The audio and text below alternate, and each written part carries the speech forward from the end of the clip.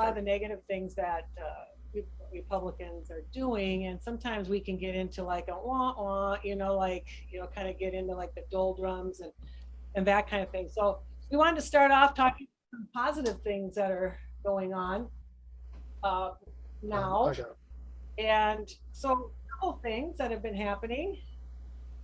Pence, Pence going on record saying Trump is wrong.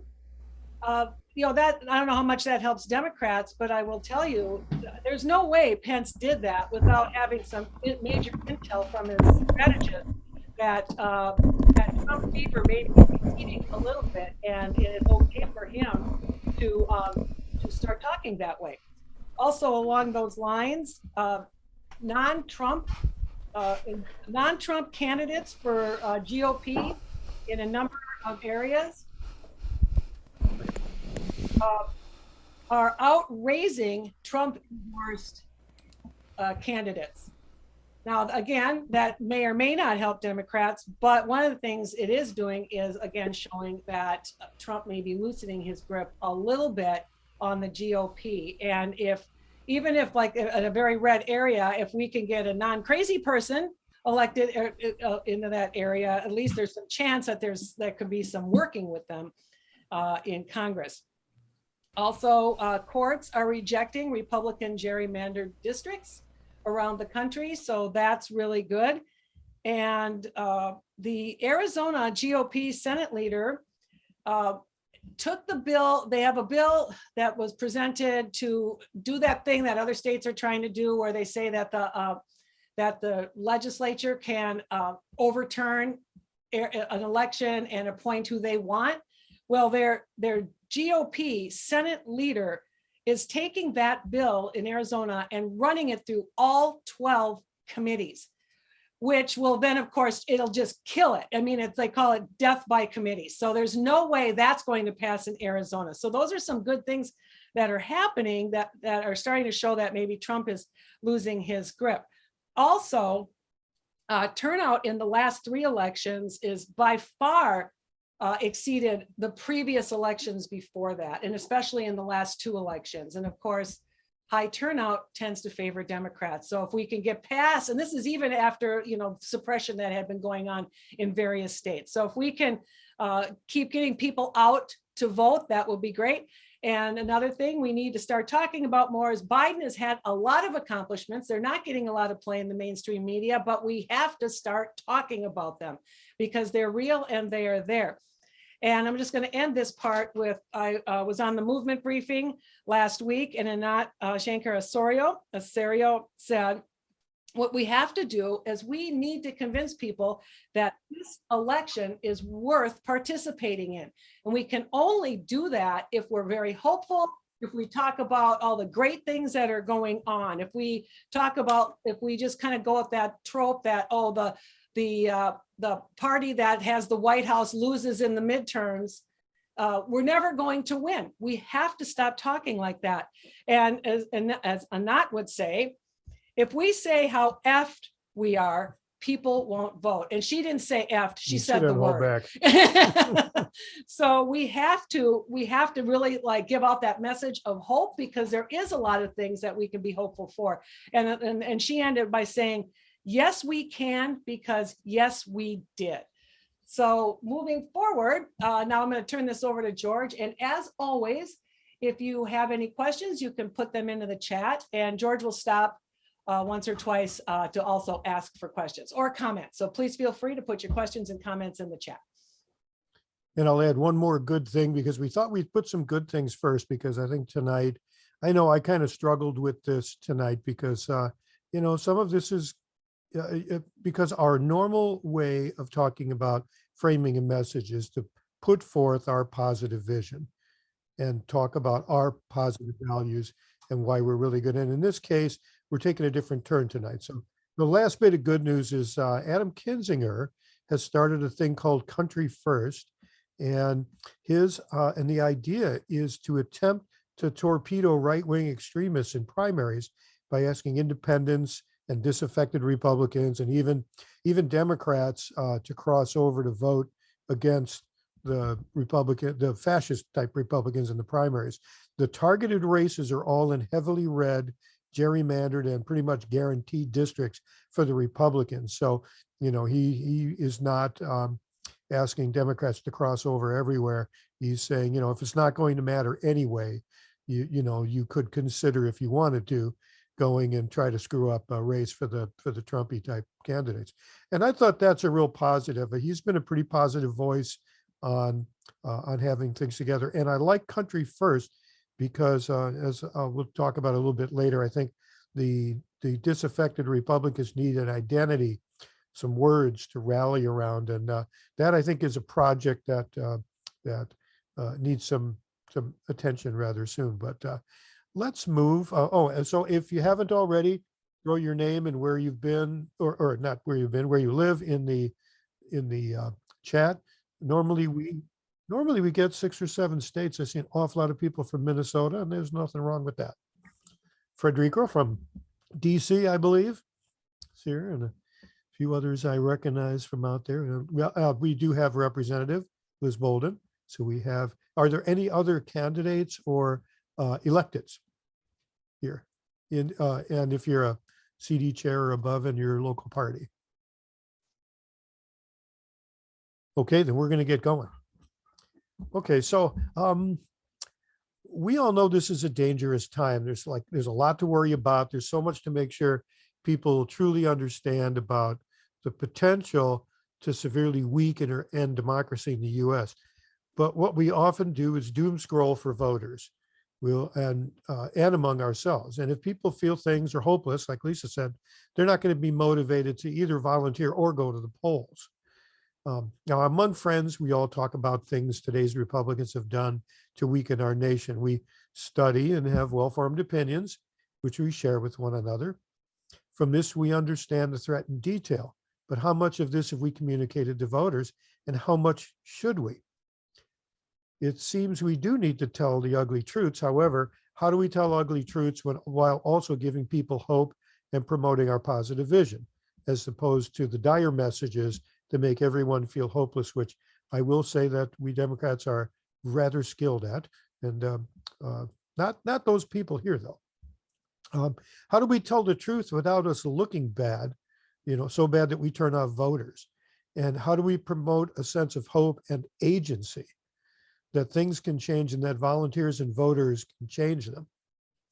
And so I started out on this, and like I say, I struggled a bunch with this. I don't really like going negative or all that, but in this case, what's going on is very dangerous, and it's a disservice if we don't talk about it. So first, of course, we need to stop and figure out what's going on. And as I usually do, I do that with a brainstorm in the stop, drop, and roll parlance. This is the stop step. And I thought of words that describe today's GOP. And so I started writing them down, and I put down words like extremists and cheaters and corrupt, and it's a brainstorm. So I'm throwing everything down, whether it's a good thing or not. Authoritarian, incompetent, liars, propagandists, destructive, greedy, anti-democracy, heartless and cruel. And I could go on, but as I was doing this, I kind of had a disturbing flash. And that was that what I just did with that list was just like what Frank Luntz prepared for Newt Gingrich back in 1990 and given to legislative candidates on the Republican side in the infamous GOPAC memo with the ominous title, Language, a Key Mechanism of Control. And I'm going to pop up this here. Just to give you an idea, and if you've been to some of these before, you might have seen this screen before. This is what Frank Luntz, who's the framing guy on the right, he's been very successful in getting the Republican side of things to understand framing. And in this, you can see the words, a number of words: decay, failure, sick, pathetic, lie, betray, traitors, all sorts of nasty stuff about us. And so then I'm going, well, does that make me as bad as Frank Luntz? And can everybody read that? Here, I'll do this. So I wondered if that made me the same evil kind of villain that Luntz and Gingrich were. And I suppose I kind of came to the conclusion that it kind of depends on who's being honest. I don't for a minute believe that Frank Luntz or Newt really believed all these terrible things about Democrats. I think the end of weakening Democrats, locking in power and serving wealth, justified the means of strategically trashing Democrats over 4 or 5 decades. Certainly when the GOPAC memo came in 1990, that's been what, 30 years now, 32 years now. The words are emotionally charged on purpose. The lies are carefully engineered by Luntz to evoke an emotional and visceral revulsion to Democrats. So I kind of think it's a little bit different because I believe, as I suspect most of you do, that the things we say about Republicans, unlike the GOPAC memo, are demonstrably true and easily provable for the most part. Not all of us are maybe doing that, but most of us are. Yet I'm sure you feel it too, that there's a pause, a hesitance to come right out and say what ought to be said. And where does that hesitance come from? So I thought of some things that keep us from coming out there and saying what really needs to be said, what voters really need to understand. One is family rules. We all have them, you know, no politics, no economics, no religion at when we have family gatherings. And I think our family is certainly not the only one with this. I think there are a lot of families with that.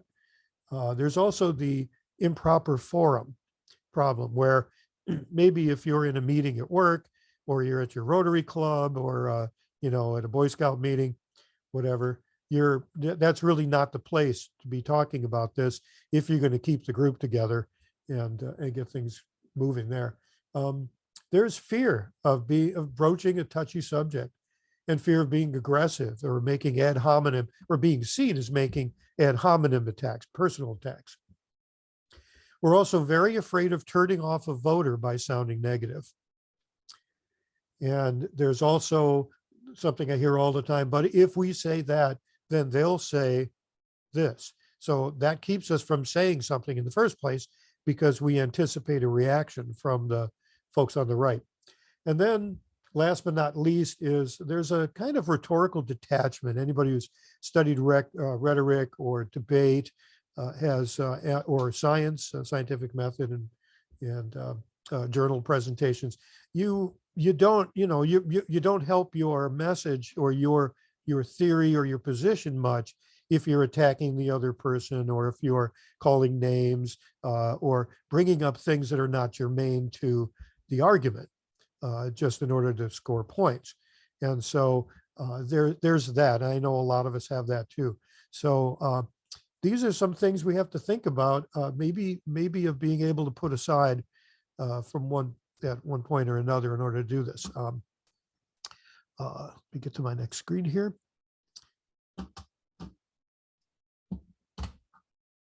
So I'm going to, so there's a conventional wisdom here. Let me find my screen. The conventional wisdom, as far as how do you make messaging in order to deal with some of these issues? And one of the things, you know, how do people respond to the fact that there is such a divide? And one of the things that is not working, and I have a few things that aren't, things that are not working for us is saying what's popular. And I'm quoting Anat Shenker-Osario. I truly think she's one of the finest framers. Her mind works like greased lightning, absolutely amazing. And she's a great framer and she's hilarious to listen to. I highly encourage you. We'll have a link to the Independent Strategic Research Collaborative, which was used to be the Voting Rights People and ASO communication outfit. She said the job of effective messaging is not to say what's popular. It's to make popular what needs to be said. And I think that's really important. Also, we'd like to say, meet people where they are. And I like what she says there, forget where people are, think of where they're capable of going. All of that's some pretty good advice. Another thing that we hear all the time, and if you've been in these webinars, I know I've said this many times, So sorry if I'm repeating it, but the conventional wisdom has been to play to the middle. And my feeling is, and I'm not the only one, there is no middle. As Lakoff says, they're just biconceptuals, assembling a set of positions out of Republican and Democratic values and policies. They don't have a well-formed worldview, or they like identifying as an independent, which they feel puts them above everyone else. So if you're stuck in the middle, no one ever hears our coherent moral worldview. So I think that's a really sad thing that happens, that we don't talk about our message because we're afraid to. And then, of course, moving to the right to win, which is a position that we have put our candidates in. This is not our candidates' fault. As a party, as a movement, we have allowed this to, we haven't done the messaging, the strategic messaging that makes it so our candidates don't have to move to the right. And this is a quote from Harry Truman: "If it's a choice between a genuine Republican and a Republican in Democratic clothing, the people will choose a genuine article every time." So, all right. So I want to get into research and messaging guidance here now. I mean, that was a little bit about dropping the things that we normally do. We also like to rebut our opponent's claims, and we don't want to do that because you repeat them. In the stop, drop, and roll parlance, this is the drop step. So drop the stuff we were just talking about, drop rebutting. There's a bunch more things that we should stop doing, and we can cover that another time. And then I would highly recommend that in this guidance that we're doing on messaging, which is very general and about Republicans in general, it all works really well on issues and can be grafted onto an issue message. And so I would highly recommend that at campaign headquarters and in handouts or emails to supporters and volunteers, get this stuff out to people so that they read what a good message is and they know where we're coming from. Okay. I think there ought to be some strategic reframing of the Republicans. And share your screen again. Oh, that's right. I haven't shared my screen yet. Yeah, you were sharing, then you stopped sharing. So did I really? Just share it back again. Good. Okay. It's just too small otherwise. How's that? Oh, that's way better. Okay. So one of the big issues about how we deal with Republicans is that we're not doing a whole lot to give them an identity that we choose, and I think it's time we did that. I think we need to turn around, not just in order to frame them themselves, but also to then think again, as I mentioned before, of some kind of an identity that those people who have, the Republicans who have turned away from their party, not just Liz Cheney or Adam Kinzinger, but also there are lots of other prominent Republicans who turned away from their party quite a while ago. Prominent among them, former RNC chair Michael Steele. So there's that. But for today's Republicans, I think we need to deep frame them. We need to, maybe not use these exact words all the time, but to be able to say things about them to get people to think about Republicans in a different way. Number one, this is not the GOP we knew. It's been taken over by extremists. Every chance we get, that's something that needs to be either explicitly stated or implied by the messages we have on any issue. Other things are they're unfit to lead and they're out of ideas. I mean, they've chosen not to lead. They haven't passed any legislation that except for things that gave money to the rich guys. And basically all they've done is gummed up the works for many years. I found it hard to even think of anything that they actually accomplished or put forth. Also, failure, I think, is a very important word to ascribe to Republicans, because here we go. Because we don't see that enough, and they have failed. For example, Joe Biden and the House didn't fail to pass the Voting Rights Act. The Republicans failed to vote for it. then why isn't that what's out there when the president and all of the Democrats say, vote for it, except for, who knows about Joe Manchin and Kristen Sinema, but we were lockstep on this as much as we've ever been. And all of a sudden it's our failure.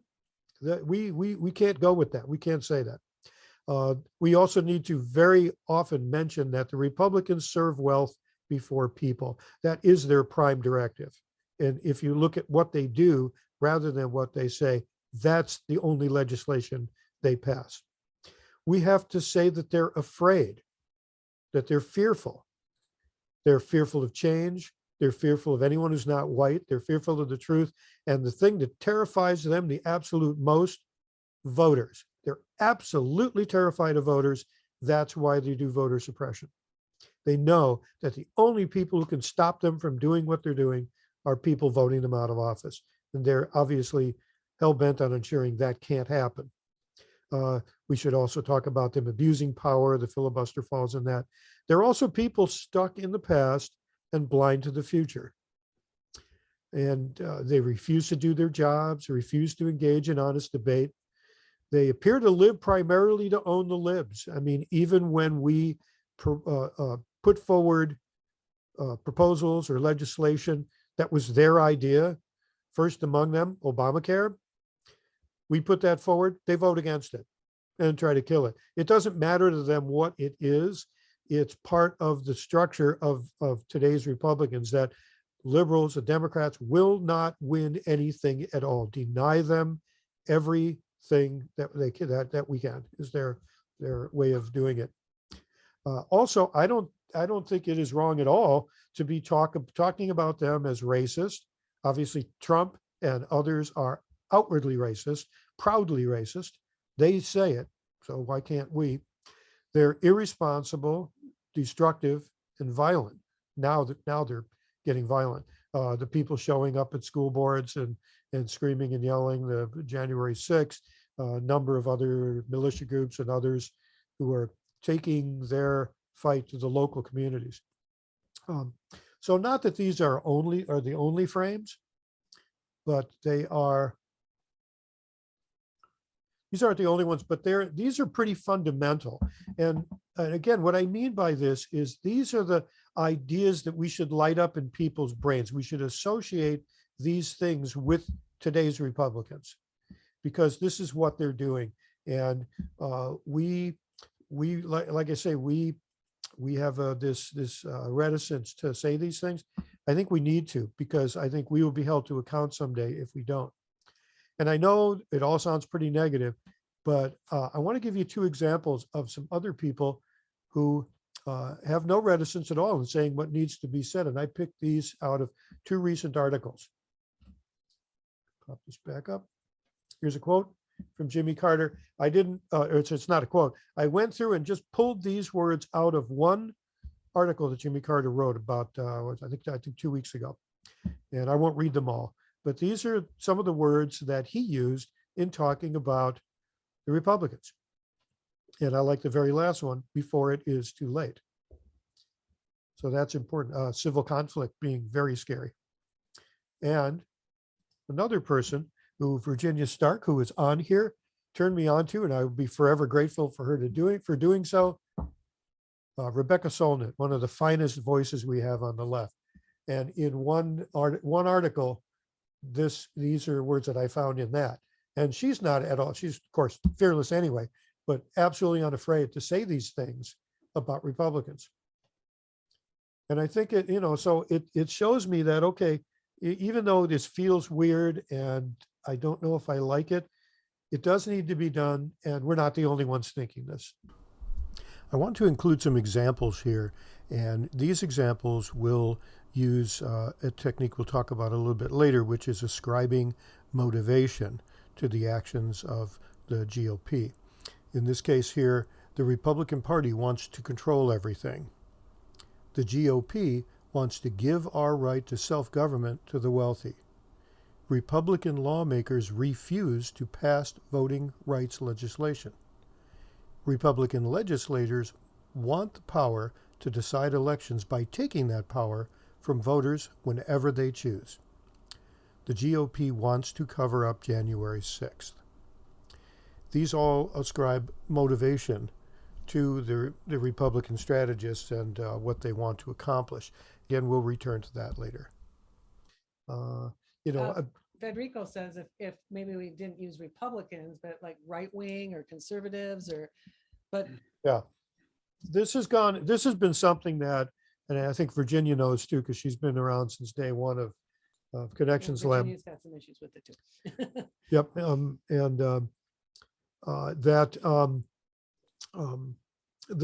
how do we refer to Republicans? Then I've been using the term today's Republicans recently, and even though I don't have it on the slide, I would recommend that we say that, because there is actually the next part we'll be getting into is about Republican identity, and that we want to have some way for people to say, yes, I'm still a Republican, but I'm not that kind of Republican. And there's movement in that area. But yeah, we've talked about this before for a while. In order to avoid painting every Republican voter as somebody who gets behind all of this really bad stuff, we decided to go with Republican strategists, and we used that for years. Right wingers kind of has the same issue as Republican, because almost by definition, Republicans are right wingers.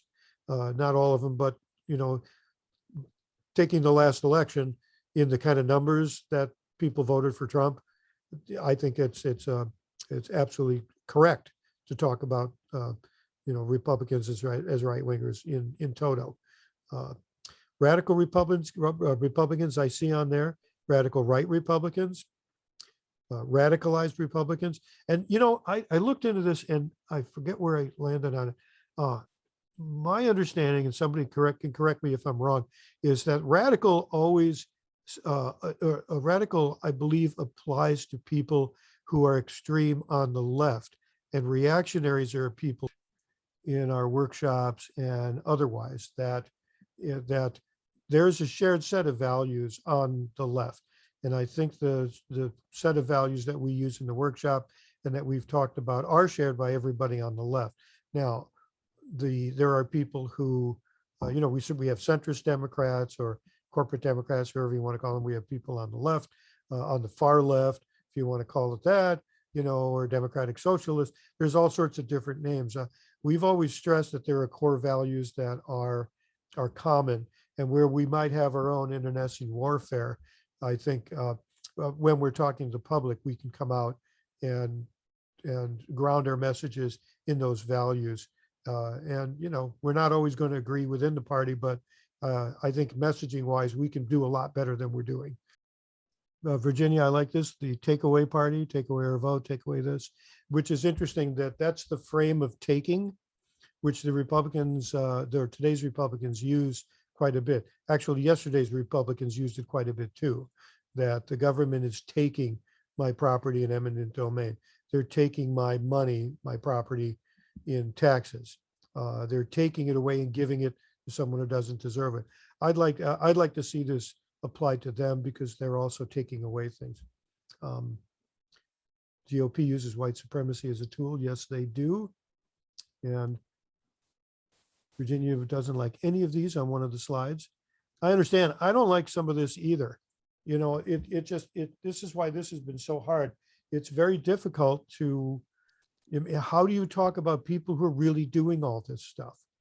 And as I did mention, you don't have to use the exact words, but you need to light up the brain cells inside people's heads that code for those words so that people know what's going on. Hobie would like to make a comment. Yeah, Hobie, go for it. It's just an observation on the slide that you've got up here. And I think it's a fine point, but if you listen to Shankar Osario, she's very careful about not giving agency to the opposition. So when we say Republicans are, giving away our right to self-government to the wealthy, you're giving them more power than they deserve. And she very often says, say what you're for, say what you're for, say what you're for. So if we are for I'll make it up, the freedom to vote. Let's not talk about and say that the Republicans are doing voter suppression. We're saying we support every American's freedom to vote as a positive visual statement. And then if you identify the villain in this case, which could be a Republican governor or whatever else, identify who that is, but then state the why. Why are they doing that? They're afraid because, I'll make it up again, their ideas are bankrupt and they don't want, they don't want you to be able to do whatever is required to vote. And then the other thing that's pretty important in what she says from my perspective is, when you've been beat over the head a lot, it's pretty easy to be a cynic. So identify where we've been successful before. We fought the Civil War and we won. And we gave every human, the right, and women the right to vote. And we passed the Voting Rights Act. And we will do it again and again, and we've died for the right to vote, whatever it is. And we'll do it again and again, saying that we're not going to allow this. And if you're part of us, that creates the identity of you're part of us who believe in the freedom to vote, is a more powerful tool than it is giving them agency to say they're taking away they're causing voter suppression. Avoid giving them agency either by recognizing by denying their issue and trying to fight it. You fight what you feed, or just by saying what you're for, but then identify a villain and the why in between that. Anyway, thanks. I want to talk about, as I've mentioned a couple of times, that we want to talk about having a different identity for Republicans, the people who are, and we're not the only ones. Adam Kinzinger, as I mentioned, is looking at finding ways to divide Republicans, against each other in a way. He's trying to weaken extremist Republicans with this plan to cross over during primaries, and there are a lot of people who identify as Republicans who aren't, way over on the extreme side, but it's very difficult to renounce your identity. And so I really think they need a new one that preserves some level of Republican identity, but shows they've turned away from extremism.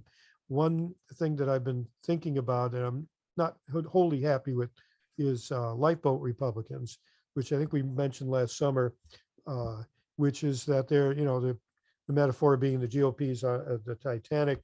There are the people who still have their wits about them, who've jumped into lifeboats, and they're out doing things. I don't know that that's powerful.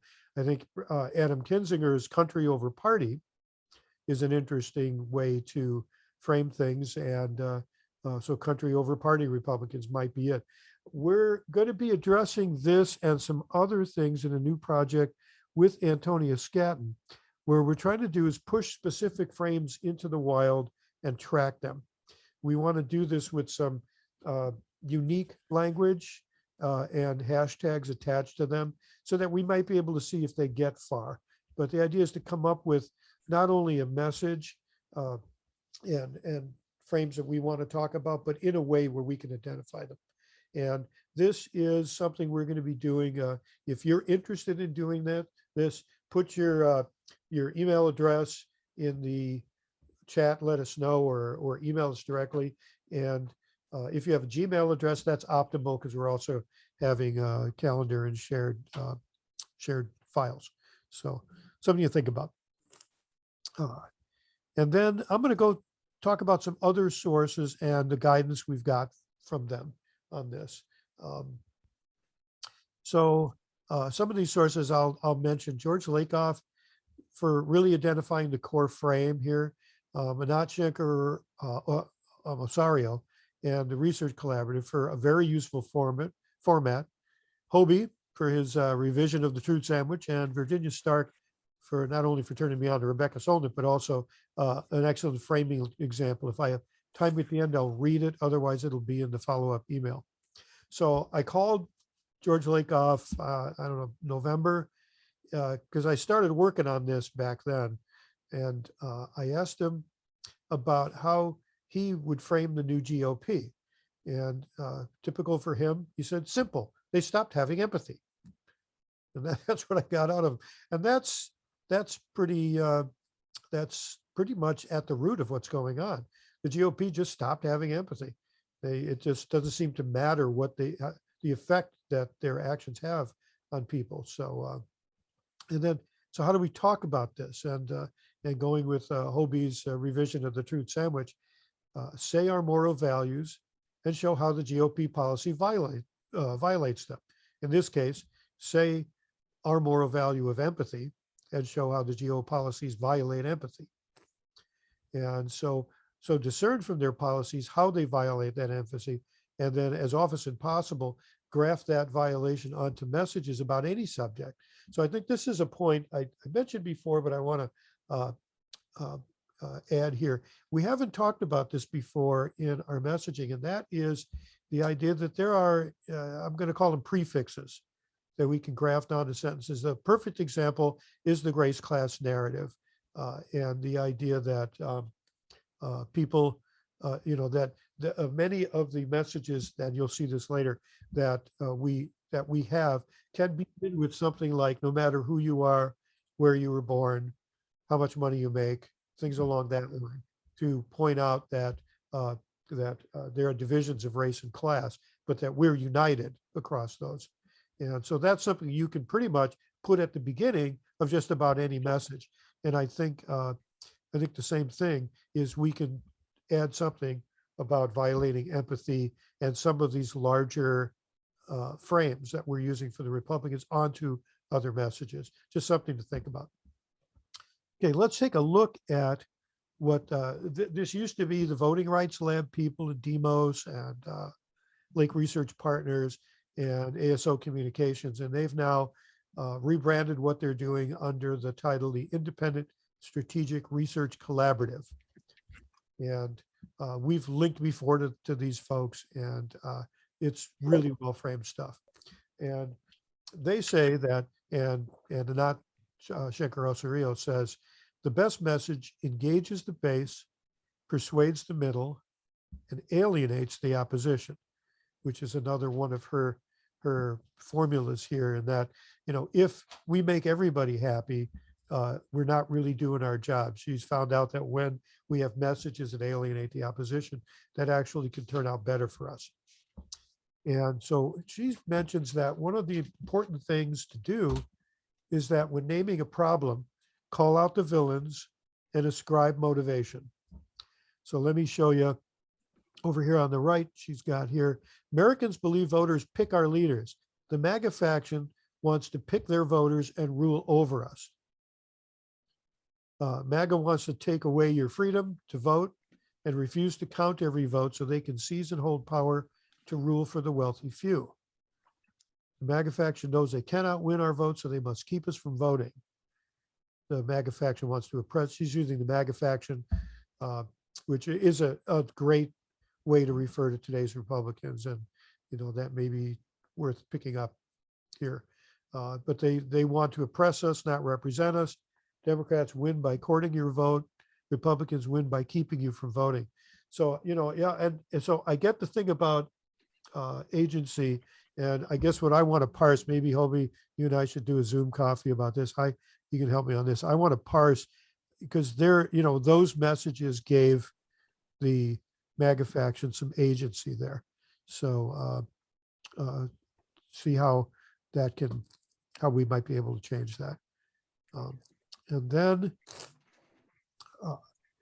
let's go to another screen. This is something I think you'll find very interesting, and that I like about where they're coming from here. This is a format for messaging. And so over on the right, it's kind of a formula, if you will. Lead with values, name the villains and their tactics, call out their true intentions, celebrate our accomplishments, highlight the outcomes we desire, and have a call to action and to future outcomes. So let's read through that, and they're color coded. So leading with values, Americans across race, place, and party there's the race class narrative prefix, believe in the freedom to decide for ourselves who represents us.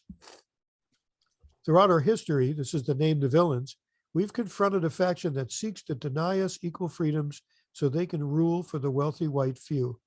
The wealthy right, so they can rule for the wealthy white few is to call out their true intentions, what I've been calling the prime directive of concentrating and protecting wealth. Celebrate our accomplishments. In 2018 and 2020, we dealt a blow to this MAGA faction by turning out in record numbers. And so, going back to naming the villains and the tactics, and so they staged a deadly attack on January 6th to overturn the election and are now passing laws to sabotage future elections and obstruct, and back to the outcomes we desire, the good jobs, affordable health care, and higher wages Americans need. Again, their intentions, they aim to sow chaos to distract us so they can continue to let billionaires and wealthy corporations rig the rules. And now the call to action.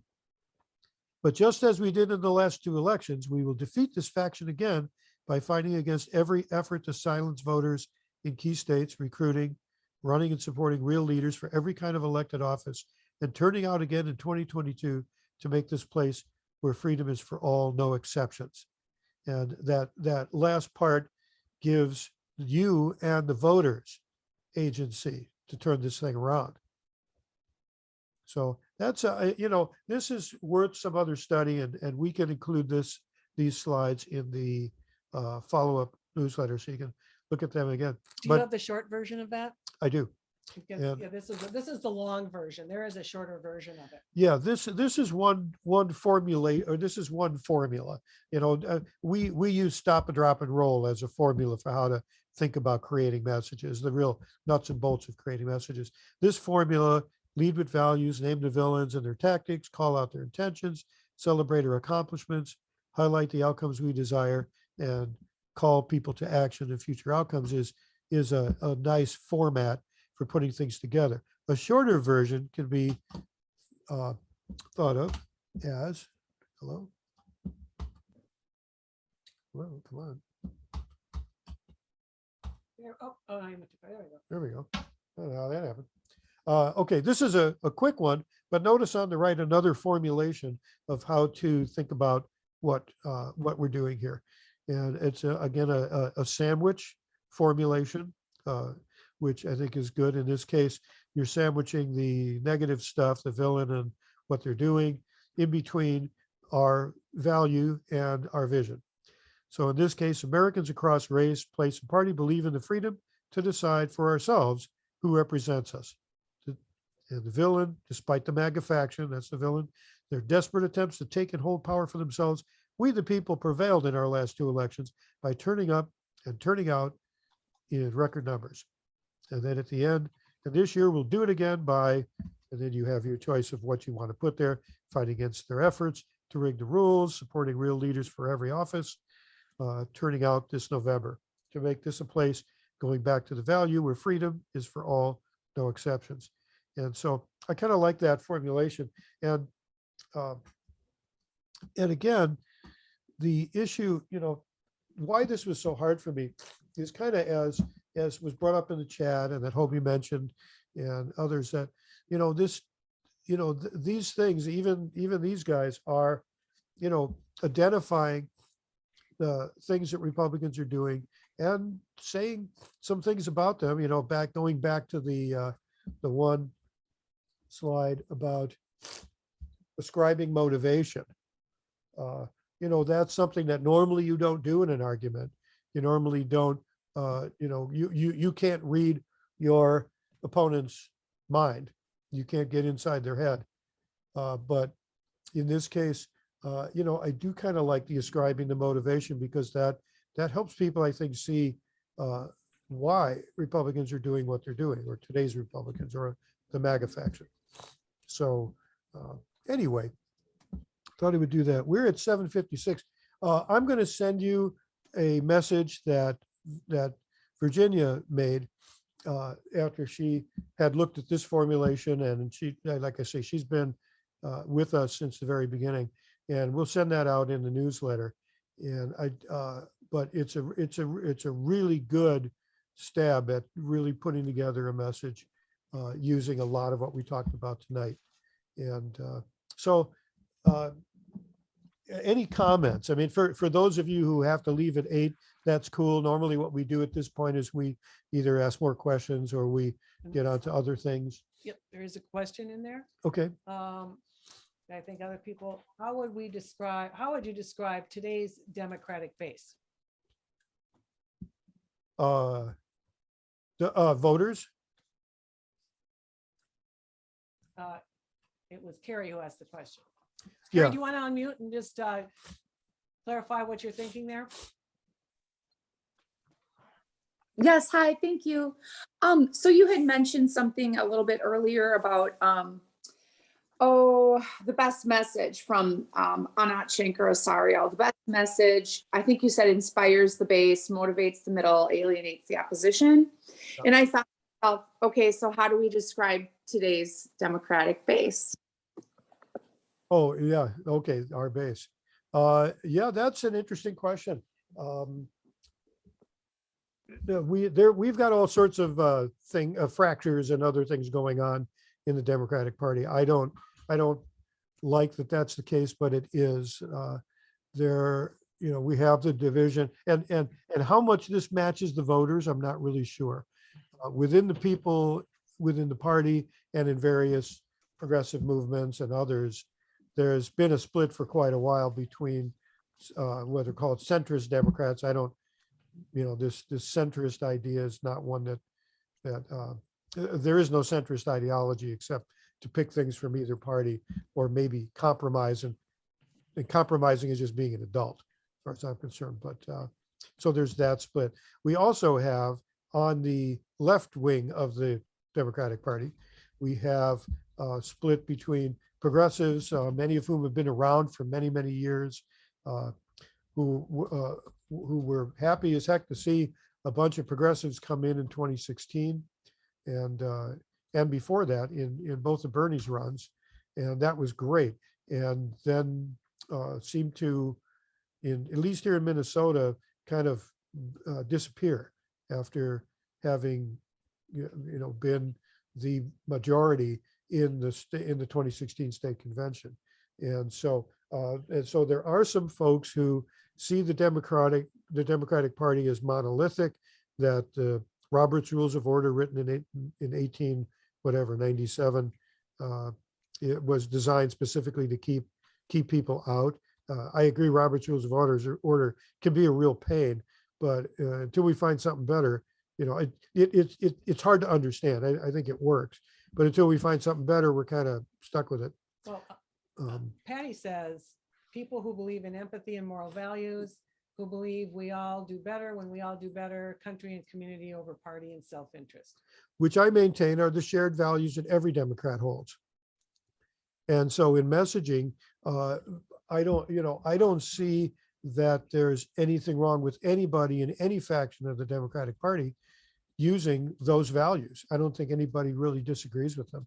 And that's why I think our messaging can be powerful, because we don't have to fight with each other in our messaging. A great example, Ken Martin, who will be our next guest on this program. Ken Martin, for those of you not in Minnesota, is not only our party chair, he's also a DNC vice chair and the head of the Association of State Democratic Committees. So he's the chair of all the other state chairs. Ken, where was I going with this? What was I just going to say?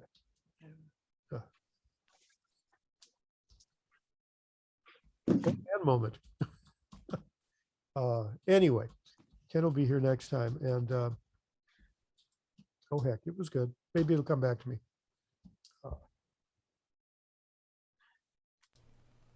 All right, let's go. You were talking about shared democratic values, and then you mentioned Ken Martin. Yeah. Well, Ken has been a big supporter. We actually, the DFL, which is our Democratic Farmer Labor Party here in Minnesota, has been the only state chair who has actually funded. They're a client, and they funded us to go do this work around the state. Before COVID, we traveled all over for a number of years doing this. Some people here have been to those in-person workshops, and so he's into that, and he's got to make everybody happy, but nobody so far has really complained about what we've been doing. So I'm assuming that the values that we talk about and that we hold, we've never really heard any Democrats of any variety disagree with that. So for whatever that's worth, I think it means we can have a agreed upon messaging. Yeah, Wendy mentioned here, non-Democrats look askance at us, saying we have moral values because of our stance on abortion. And I hear you.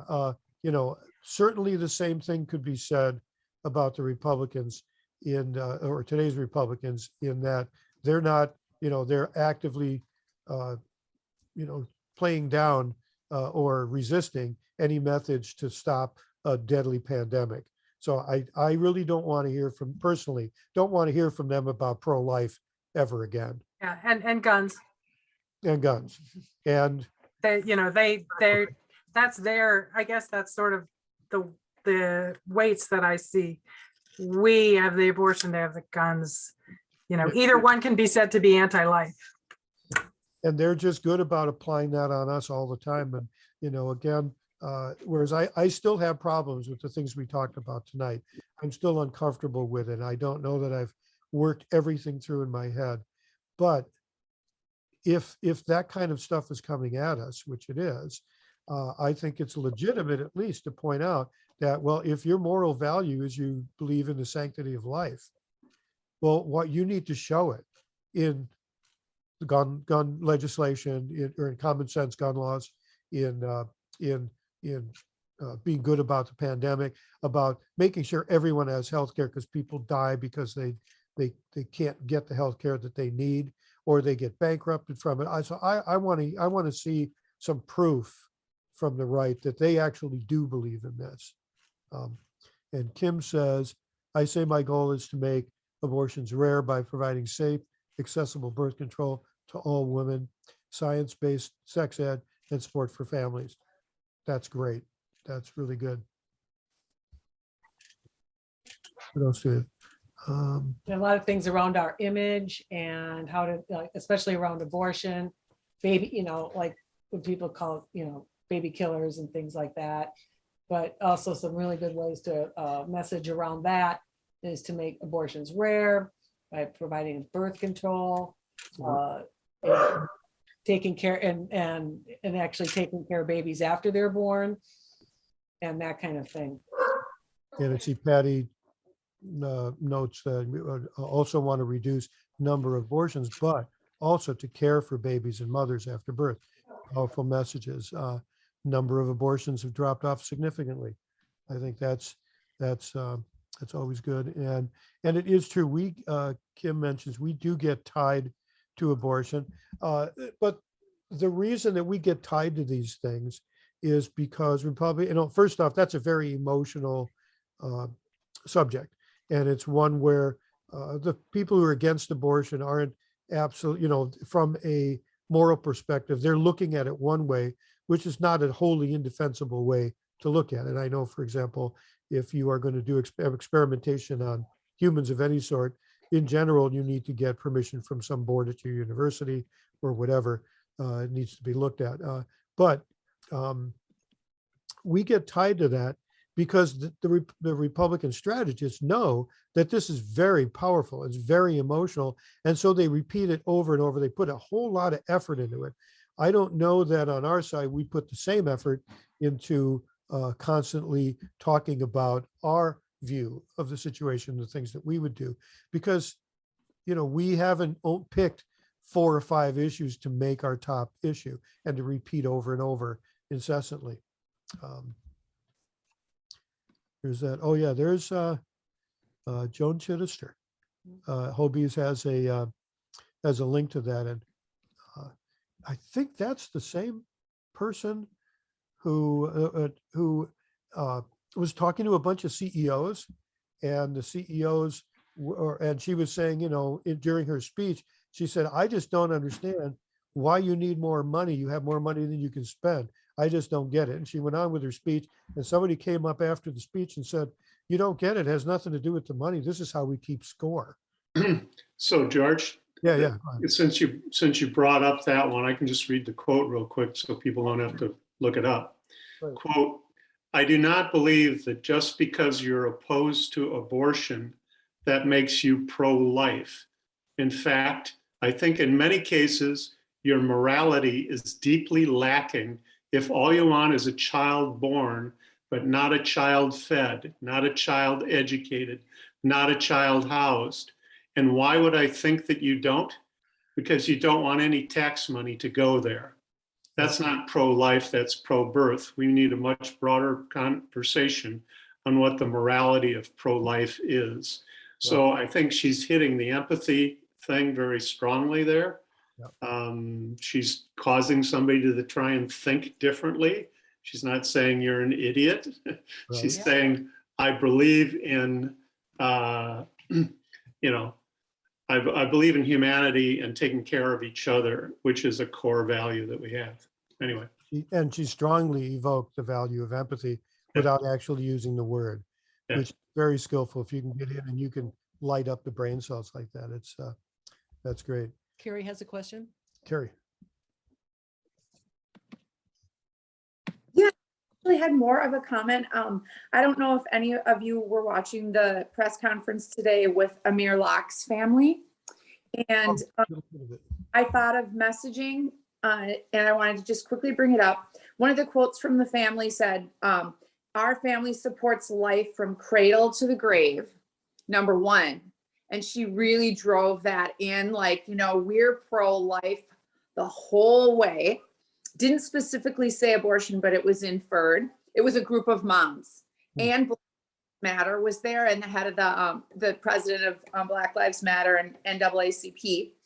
So that was the first thing. And then we support 2A, gun rights for all people, including Black people. And I thought this was the most powerful messaging to just drive a wedge down these efforts of division. You know, it reminded me of thinking of the old days when I grew up anyway. We voted on the issues that were important to us and who we thought the candidate who had integrity and best represented us on the issues we cared about.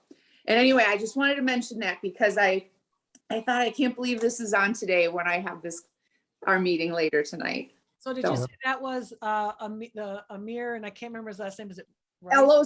It's L-O-C-K, Amir Locke. It's a horrible situation going on in Minneapolis. I'm sure many of you know about it, with a no-knock situation last week, left a 22-year-old dead. They also really talked about integrity of elected officials and brought that up, that, you know, these are the things we want to see with leadership, and they connected it perfectly.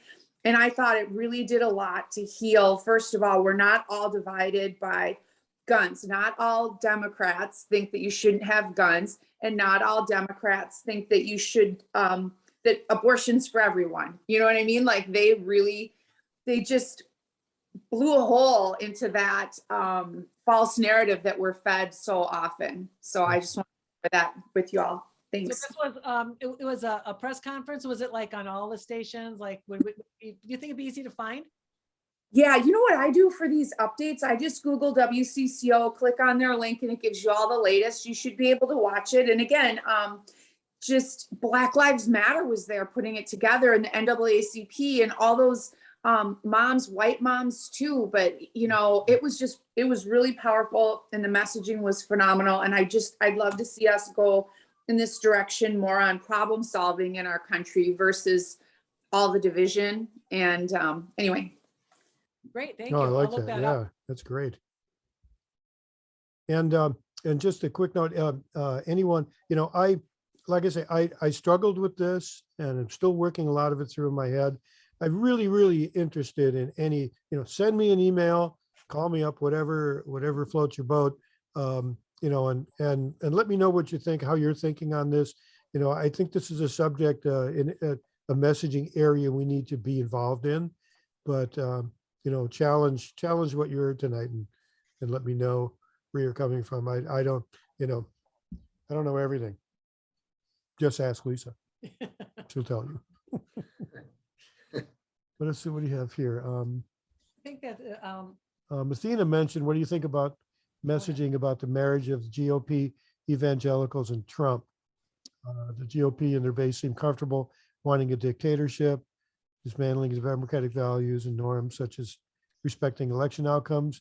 Seems like a real problem created by the GOP. What do I think? I'll note that there was, starting in the early 70s, maybe late 60s, mostly early and late 70s, there was a conscious attempt to bring those factions within the right-wing world together. And they weren't all happy with each other. They had, in fact, many of them did not like the fiscally conservative Republicans who were super pro-business weren't real happy about the evangelicals. And obviously a number of people weren't happy with Trump. And there are other factions too. They sat down and they made a pact. Well, we're gonna work together. We're gonna have a coalition, and it worked. And part of it was they created an identity for people on the right that people could adopt, and that's kind of what happened. Not everybody, of course, and still, like we heard from somebody we know to be a conservative last week who had never heard of QAnon. Someone, a very, very vocal conservative, had never heard of QAnon. And I was shocked. And I don't know whether it's never talked about on Fox News or OAN or any of these others, but I know it's talked about on social media. So I have a hard time knowing how that can happen unless the person is just, rather uninformed on other things. I don't know. Well, anyway, we're getting on here. Again, Ken Martin's coming. We're good, and already I think we have quite a number of people signed up for that. Please pass the word around. We did this last year with Ken, and the session was great. People, I mean, it was really rocking along there, and people really enjoyed it. So if you can attend that one or invite others to attend, that's great. Our Zoom has a limit of 100 people. If for some reason we go way over that, I'll go ahead and get the bigger version of Zoom to cover it. But that's it. I don't know. Anything else anybody want to throw in? Otherwise, we'll call it a night. all right, thanks for coming, everybody. See everybody going. Thanks, everyone. We'll see you next time. Have a good one. Bye. Thank you. Bye, thank you. You bet.